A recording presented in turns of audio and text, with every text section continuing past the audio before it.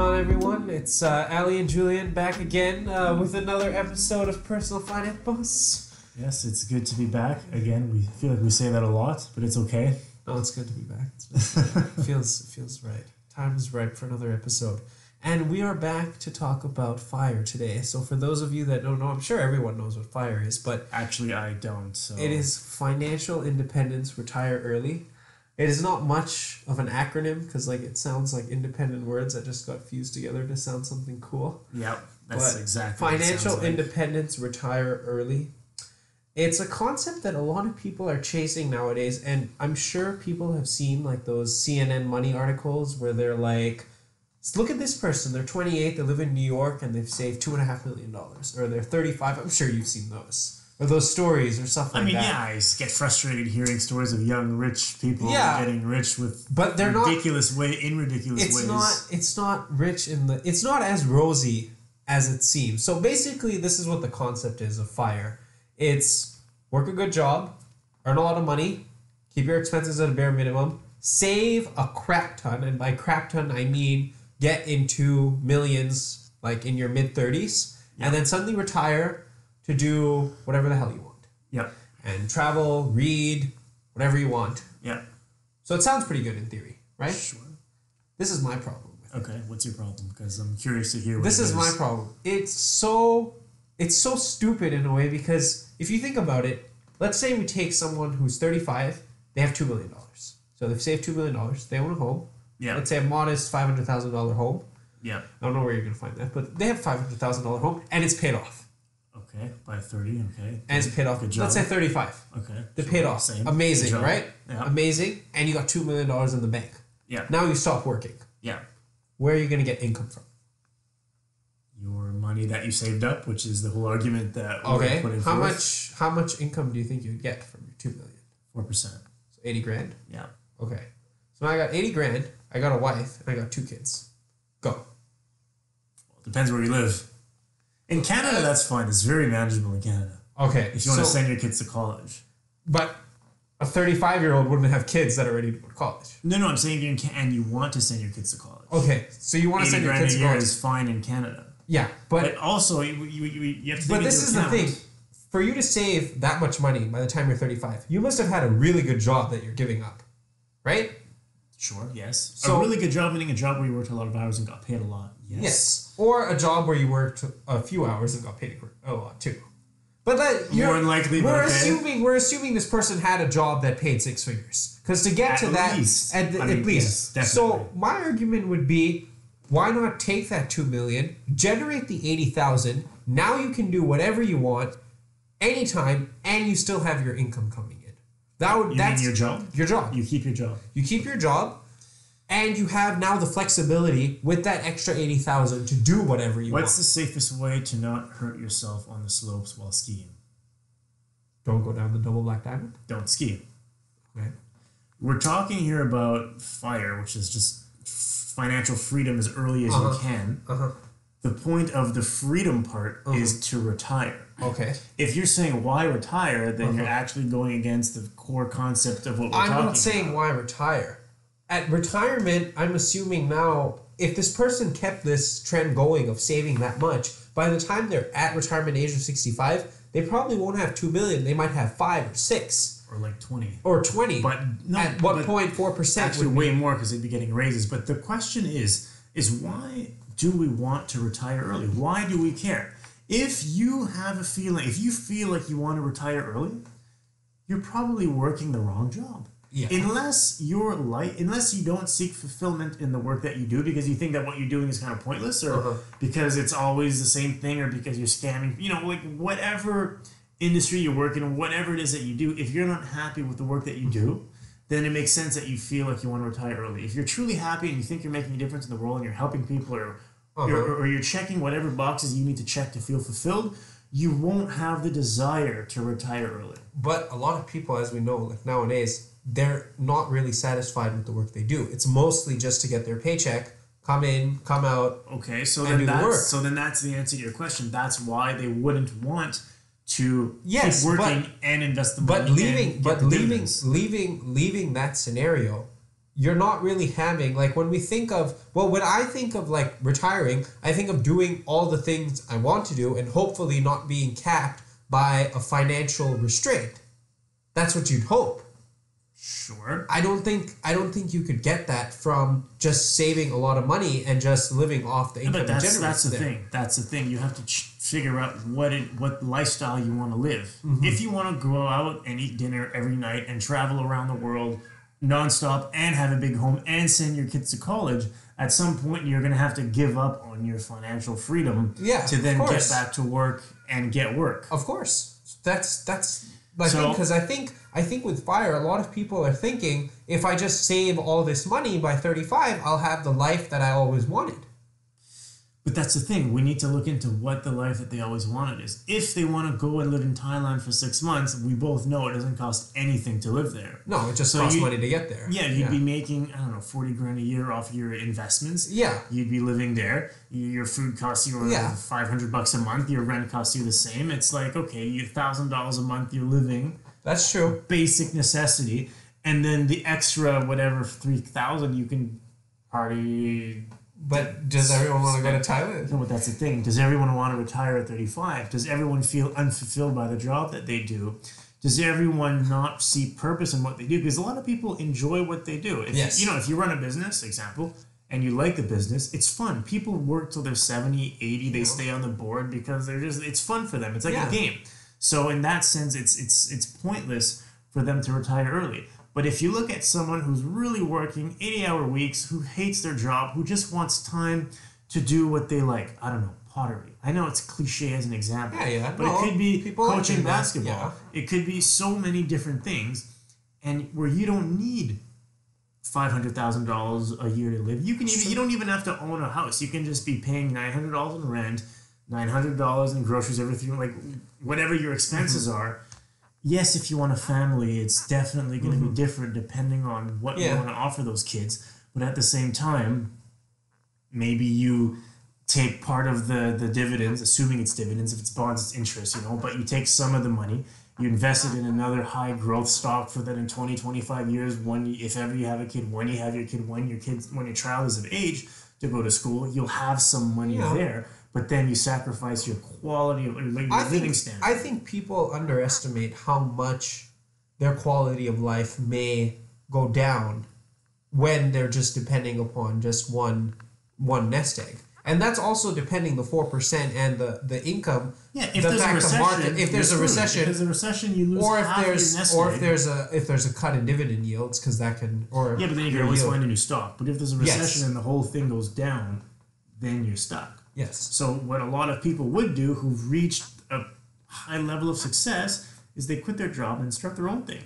They consult on the side. They start, they go at their own pace and they work when they need money and they don't work when they don't need money.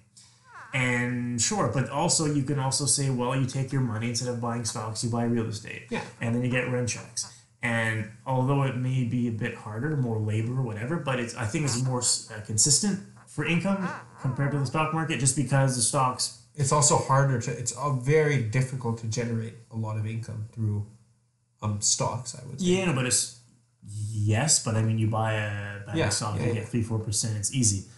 But if you take that money, you buy a duplex or what, even if you buy a duplex, you pay it off, or you buy 2 duplexes, assuming that, you save $1 million, you buy 2 $500,000 duplexes cash. I don't know, those must generate $25 million a year in rental revenue. $25K? Sorry, yes, $25K a year. Then $25 million. Show me what. Then you have your property tax, your school tax, your whatever other tax. Just a point of viewers, it's still 6 months later, and Julian's still struggling with basic arithmetic. And then that's it. So that's also another example. You can go 50% real estate, 50% stock, and you can find a balance if you think that your life should be more than just working a day job. If you don't feel fulfilled by it, I'm not saying there's anything wrong with being fulfilled by a day job or not being fulfilled. That's not the point. The point is some people want to do other things with their time. Yeah. My mom, she goes crazy over cats. She feeds cats in the street. She donates stuff to the SPCA. If she could, she'd open up a house and have that's her hobby. Have a boarding school for, and you can make a little money here, there, whatever. It's expensive as well, but if that's your life calling, but your day job is preventing you from doing that, if you reach a point of financial independence and that's what you want to do to make you happy for 5 years, 2 years, the rest of your life, who cares? Then sure, I think that it's definitely possible. But now the question is, how do you generate $1 to $2 million of savings by the time you hit 35? Well, you gotta cut. The whole thing is, I've like read stories of like people. There's this whole thing about like the college lifestyle. It's like you're living in residence. It's not as expensive as living in a condo or paying rent at $1,000 in a big city where a lot of schools are. It's like cutting down. A lot of people have like reports of like eating craft dinner for like Mark Cuban apparently ate craft dinner, but like it's really bare minimum, like frugal. It's about living frugal. It's living very frugally, and in my opinion, I don't like living frugally. I rather like use the extra 1 or 2 years to work, and at least I have that availability to enjoy money. Like, yeah, me and Julian are working towards our financial goals. We do have financial goals for the future, but in no means I think are we frugal. Like, no, I mean definitely not. Like, I think you are more frugal than me, just on the basis that you still live at home, so you have to save a whole bunch of money, which you do, which is a smart thing to do. People that live at home and they still blow all their money, it's like, why? What are you doing? But if you have that relationship with your parents, or it doesn't bother you, it doesn't bother them, and things are all good, then why not? Why not do it? You're still independent. You're still smart. You don't need to learn life lessons to go live alone. Yeah. I don't think that living alone is going to teach you anything except maybe a few recipes. Then, like, and how to clean properly. How to what? How to clean properly. Yeah, there you go. I mean, you can buy a robot vacuum and it's not so bad. It's not so bad. But the point is, the argument to living on your own is, yes, you will develop. No, there is that independence. There is that independence aspect, and there's for sure pros and cons to living alone, for sure. But even when I was by my parents, I was independent. When I moved out, it didn't shift in my life. It wasn't like it was awesome. Yeah. But it's not like, oh my god, now I have to do my. I was already doing my laundry. Yeah. I was already cleaning. I mean, exactly. You're already feeding. Who you ask will vary. If you ask my mom if I was cleaning, you'll get different answers. But I was cleaning to a certain point. I was cooking. I'm alive. So. It depends on the person. So this is really a case by case. But I think the core of this is really what will make you happy. And we, as a human or a collective human race, seek happiness for us, and usually seek happiness for others. And happiness means something different for everyone. Just like if you eat a loaf of bread and I eat a loaf of bread, or if you drink milk filled with lactose, and our bodies are going to react differently to the food that we eat. Okay. Yes, weak parallel. But we all have different financial goals or different life goals. Okay. And some people want to travel, some people want to give back, some people want to make a whole bunch of money and buy a yacht. And some people want to drink milk with lactose. Sure, exactly. I don't know who'd want to do that, but milk has lactose in it. No, I know, but that's the thing. Okay. Like humans are mostly lactose intolerant. Like we should. Are they? The African population, apparently, since I'm like half black, is the population that is the most lactose. I think 75% is lactose intolerant. Now the stat may be really kind of off, but it's between 50 and 75% of the population is lactose intolerant. It's very interesting. Dairy is not, like, on a huge tangent. Like, dairy is not something that we naturally ate, like, I don't know. No, drinking another animal's milk is very bizarre. And there's a reason why, like, if you look at the animal kingdom, baby animals drink milk. And at some point they stop drinking milk. But we still drink milk. Yeah. Milk is like a magic potion. Well, it goes down over time, the consumption. It's just like still, to eat a bowl of cereal, you put milk in it. Yeah. But it's like we drink this. Milk is like a potion of growth magic stuff that you drink when you're a baby. Because there's a lot of calcium in it. No, there's a lot of fat. There's a whole bunch of stuff in milk, but we shouldn't be drinking this. We shouldn't be anyway. There is. No, it's true. We shouldn't be drinking another animal's milk. It's super weird. Why are we drinking cow's milk? Why don't we just drink human milk? Why would we? I mean, yeah, because we'd have to be exploiting humans like we do cows. When we have like a factory of women, just no, but exactly, we can't exploit women like we exploit cows. But it's just doesn't. It's kind of weird. Anyway. Back to this, your fire thing. We are on fire. So weak. I mean, weaker than me. Part what? Weaker than me. Uh-huh. Your jokes. But, so it's case by case, but I definitely am for the idea of achieving a certain level of wealth and prosperity where you can then do whatever you want to do. And if you love your job, keep doing your job.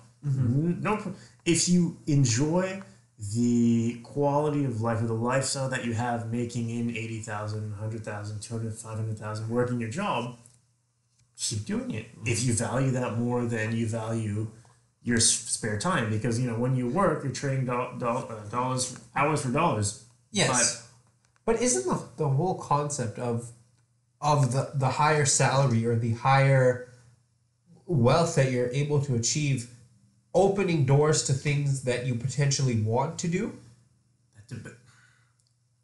I put a lot of thought into my life and what I want to do with my life, and should I go for this job or that job, and what do I value in my life? And the things that I value personally a lot, I like to have time to work on small projects. I like to have relationships with people. To me, it's important.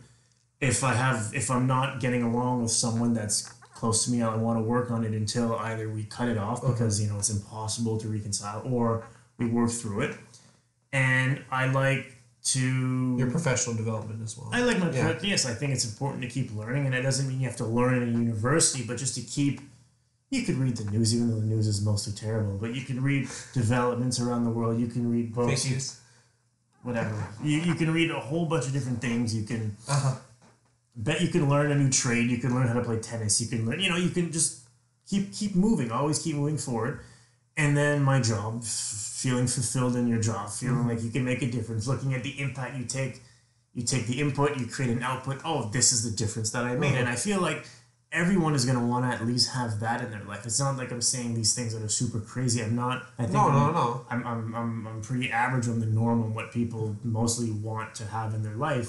But I value that a lot more than I value a yacht. I mean, extreme case. But if I have to like push my way through a crowd of young investment bankers, like you said, super arrogant. I mean, generalizing, sure, but generally speaking, finance is a very macho industry, and that was actually one of the points that one of the people made. I think in the whole room, but you have to. There were about 6. Okay, so I was at a event a couple of nights ago by Royal Bank, which is a huge Canadian bank. Look at the camera, Ali. I'm looking at the camera. I'm looking at you. You're more pretty than the camera, but I'm looking at both. But I was at an investment banking thing for rotational program, just a seminar, just to get some more information on what investment banking is, what capital markets is as well. And the whole room, I think this was maybe 60, 70 people. I don't really know the head count, but I think you could count the number of girls on your finger.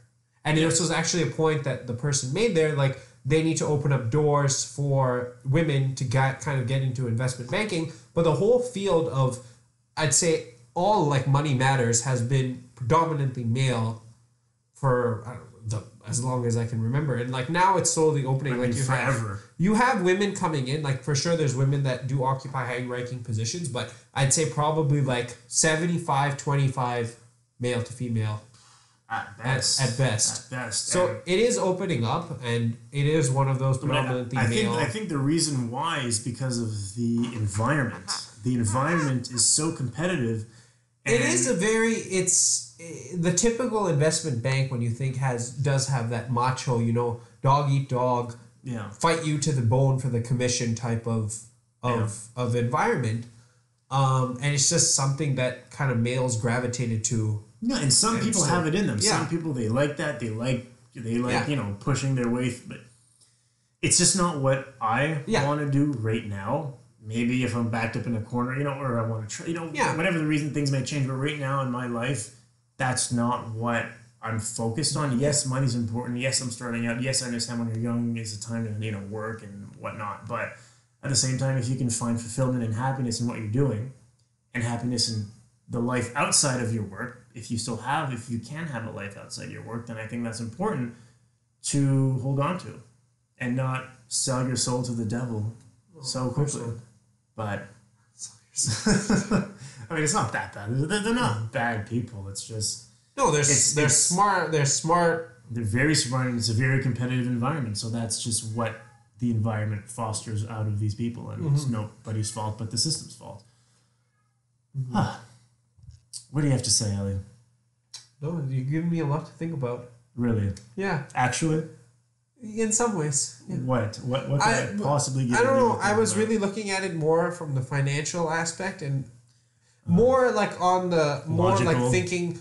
Like I was looking at financial for sure and quality of life, but for me, there's like, I don't know, money opens doors for sure. Yeah. And I think a lot of people in retirement or the people that accumulate these nest eggs, I'm just afraid that some of them are under the assumption that if they just save so much without really focusing more on the income generation, that they'll still be okay.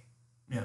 Like that's my kind of whole fit with it. Because once you just have the nest egg, that's all you got. Like whatever that generates, that's it. That's what you have for your quality of life.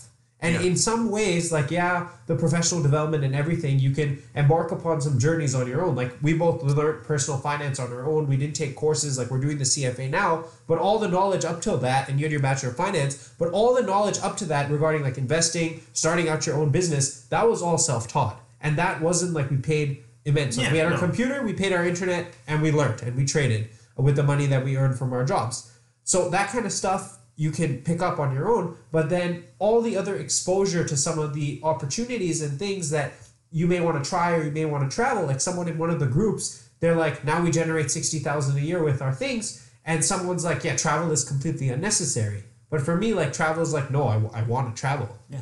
Like that's something a lot of people want to do. Like they want to travel, they want to go around, and unfortunately, travel costs money. Yeah. So you really made me think in terms of what kind of quality of life that you want. And it kind of goes back to, like, as an investor, you should have your investor's thesis. You kind of need to have your FIRE thesis as well as to, okay, fine, it's amazing. And mind you, it's amazing. It's a huge feat if you're able to save like $2 million in your 30s. That is absolutely amazing. Amazing. You're the 1%. It's commendable. I don't know how you did it. It is absolutely amazing. But for me, it's... Penny stocks. It's equally important to kind of focus on what kind of income streams I can develop from that $2 million. So I make sure that every dollar that I earn and spend time working in a job that I probably hate, that my money is doing the same thing and still working to generate that income. Because I know at one point I'm going to want to have a certain quality of life. Like, we stopped working and you have to expect your quality of life to go down. But I think people still want to maintain some level. No, because what fits in quality of life for you? What is in quality of life? That's subjective based on everyone. Having your whole day to yourself versus being able to eat at the keg 3-5 times a week. Okay, that's not important. But what it is to what does quality of life mean? That's the question. You have to define it on a case by case. If you have your day to yourself, you could stay at home and meditate all day. Yeah. You can read a book, or you can go to work, or you can do whatever you want. Yeah. Is that a higher quality of life than working a 9 to 5 or 9 to 9 job and making 6 times the amount of money? Like how do you define quality of life? And this becomes a very philosophical and very individualized topic. But I feel like a lot of people don't ask themselves this question, and they're always minded on money equals happiness. I'm not saying it doesn't. Yes, a certain amount of money does give you happiness. More money will make you slightly happier, but at some point the trade-off between money and hours is not going to be worth it. Yes. And at the end of the day, if you're sitting on your yacht alone or with these people where you don't really have strong relationships with or any meaningful relationships with, then was there really a point to having the yacht in the first place? You could buy a pair of VR goggles and you could put yourself on a yacht, and like it's practically the same thing. So, and you can buy a nice lounge chair from IKEA. So from IKEA. Yeah, and spend a couple hours assembling it. Oh, you pay someone for that. Oh, okay. Yeah, but so that's my quality of life. I have to pay someone to assemble. So I think that's the takeaway of this episode is to sit down and question what's truly important to you and how you think you can achieve that, because everyone's going to have a different answer. But if fulfillment at work is important, find a job that makes you feel fulfilled. If having a lot of money, living in a penthouse, having a flashy car, and a private yacht is what makes you happy. I'm not judging. Sure, go do that. If volunteering will make you happy, if working with animals will make you happy, sometimes what makes you happy doesn't make you money. But if you can make the money before and then go and do what it is you like, some people may even argue, why bother with the money? Just do what it is you like and you'll make it work. Sure, but that's more of an entrepreneurship type argument that if you really are passionate about what you're doing, you're going to make it work. But you need to stop and think and ask yourself, what will make me happy? And then based on what will make you happy, FIRE may be a good option. Work till you're 80 may be a good option. Work keeps you young, right? Having a purpose keeps you in good health, assuming you take good care of yourself. Or travel, man. Just go explore, do what you want to do, and explore cultures. Take a bit from every country, the food, so many things there's so many things to see in this world, and you just need to ask yourself, what type of life do you want to live? All right. Oh man, damn. This is our last episode. That message. I don't see. Okay, next week we're talking about drug bonds. Oh my god. Yeah, but no, I think that's super important that people actually ask themselves what it is that they want. Do you want kids? Do you want to pay for their college? Because they could get student loans. They can go into debt. So many questions to ask yourself when you have to prioritize the things, and you need to decide, what's my plan? All right. Drop the mic. But I won't drop this one. No. Maybe when you have your 2 million. Yeah. Maybe they'll spend you can afford a couple of mics. We'll buy cheap ones still. All right, guys. Thanks for tuning in for a different kind of episode tonight, but still important to kind of sit down and identify what you are chasing after. Yeah. All right. Thanks, guys, for tuning in. Where can they find us? They can find us everywhere. They can find us on Personal Finance Boss on Facebook. They can reach out to us at Julian for any emotional support at personalfinanceboss@gmail.com. / psychologist, The first session is free. Yeah. Thanks for tuning in, guys, and we hope to see you in the next one. You said that 3 times. Okay. Good night.